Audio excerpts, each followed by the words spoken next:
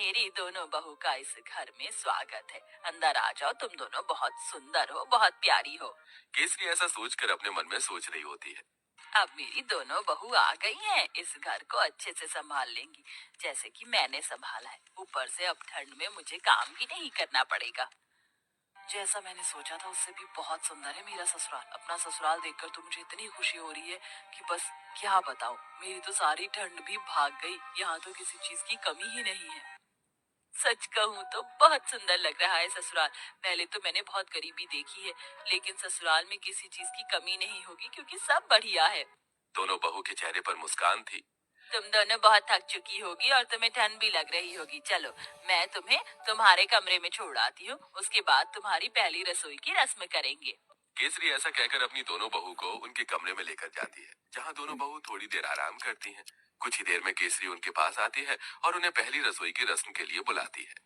तुम दोनों ने आराम तो कर ही लिया होगा, चलो पहली रसोई की रस्म भी कर लेते हैं।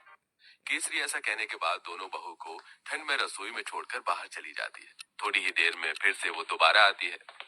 मुझे माफ कर देना, मैं तो तुम्हें सामान निकाल कर देना ही भूल गई, अभी देती हूँ। केसरी रसोई में आकर एक कटोरी लेती है और उसमें 6 चम्मच चीनी डालती है, 2 गिलास दूध निकाल कर रख देती है और साथ में 2 कटोरी चावल निकाल के डोंगे में रख देती है। ये रहा सारा सामान। अब तुम अच्छी सी स्वादिष्ट खीर बनाकर सभी के लिए मीठे में लेकर आ जाना। केसरी इतना कहकर रसोई से बाहर चली जाती है और दोनों बहू एक दूसरे की तरफ देख रही होती है। लगता है माँ जी हमें कुछ ज्यादा ही भली समझ रही हैं। मुझे तो लगता है कि उन्हें ये लग रहा होगा कि हमें खाना बनाना ही नहीं आता। चलो, कोई बात नहीं, हम अपने हिसाब से बना लेते हैं। ज्यादा बनाएंगे ताकि रात को खाने को मिल जाए। खाने के बाद कुछ मीठा अच्छा लगता है। इस तरह आराध्या और राधिका दूध चीनी चावल निकाल कर ज्यादा सी खीर बना लेती हैं, जिसके बाद वो खीर परोसकर घर में सभी को देती हैं। बहुत अच्छी खीर बनाई है। वैसे ठंड में खीर अच्छी लगती है, लेकिन चलो खाना तो अच्छा बनाना आता है तुम्हें। कितनी अच्छी बात है, मेरी बहू तो बिल्कुल मेरे जैसी आई है, थोड़े सामान में ही अच्छा खाना बनाना। केसरी ये सोचकर बहुत खुश हो रही होती है। वो कुछ देर बाद अपने कमरे में आराम करने चली जाती है। अब दोपहर का खाना बनाने की बारी आती है, तो दोनों बहू ठंड में रसोई में आती है। कुछ ही देर में केसरी भी रसोई में आती है। अरे, इस वक्त तुम रसोई में क्या कर रही हो?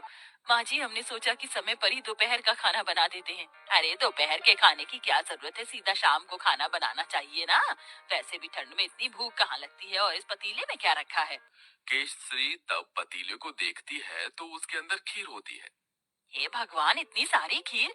तुम दोनों ने इतनी सारी खीर कैसे बना दी, जबकि मैंने तुम्हें सिर्फ 2 कटोरी चावल दिए थे, 2 गिलास दूध दिया था।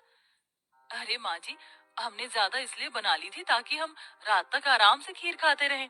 हे भगवान, तुम्हारा पेट है कि कुआं? आज के बाद ऐसा बिल्कुल नहीं होना चाहिए। जितना मैं सामान दूंगी उतना ही बनेगा। ठंड में इतना खाना कोई नहीं खाता। लेकिन माँ जी, लेकिन वेकिन कुछ नहीं। इस घर को चलाना है या घर की बर्बादी करनी है? आज से ही अपने कान में आठा लगा लो, फिर ये गलती नहीं होनी चाहिए।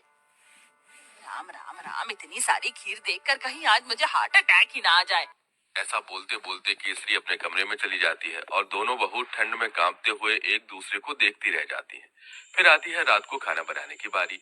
तो रात को जब खाना बनाने दोनों बहू ठंड से कांपते हुए रसोई में जाती हैं, उनसे पहले वहां केसरी मौजूद होती है। उसने पहले ही सब कुछ गिनती करके निकाला होता है। देखो बहू, ये एक बैंगन है, 4 आलू हैं, साथ में मैंने आटा निकाल कर रख दिया है। इस आटे में से केवल 10 रोटी बननी चाहिए। 2 मेरी, 4 तुम दोनों की और 4 दोनों मेरे बेटों की। ऐसा कहकर केसरी रसोई में चली जाती है। इस तरह दोनों ही बहू कंजूस सास से बहुत ज्यादा परेशान हो जाती हैं।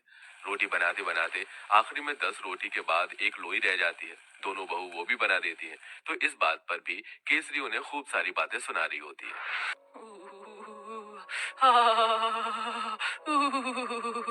बहुत ठंड लग रही है। एक तो घर के सारे काम करो, ऊपर से खाना भी बनाओ, तो गिनती का मेरा तो पेट भी नहीं भरता। पता नहीं कंजूस सास हमें कुछ खाने क्यों नहीं देती। सही बोल रही हो। ऊपर से रसोई में काम करते हुए ठंड लगती है। हमारी सास हमें एक हीटर भी नहीं ला कर दे सकती। वैसे मुझे बहुत जोरों से भूख लगी है। 2 रोटी में मेरा क्या होगा? एक आखिरी में 10 रोटी के बाद एक लोई रह जाती है। दोनों बहू वो भी बना देती हैं। तो इस बात पर भी केसरी उन्हें खूब सारी बातें सुना रही होती है।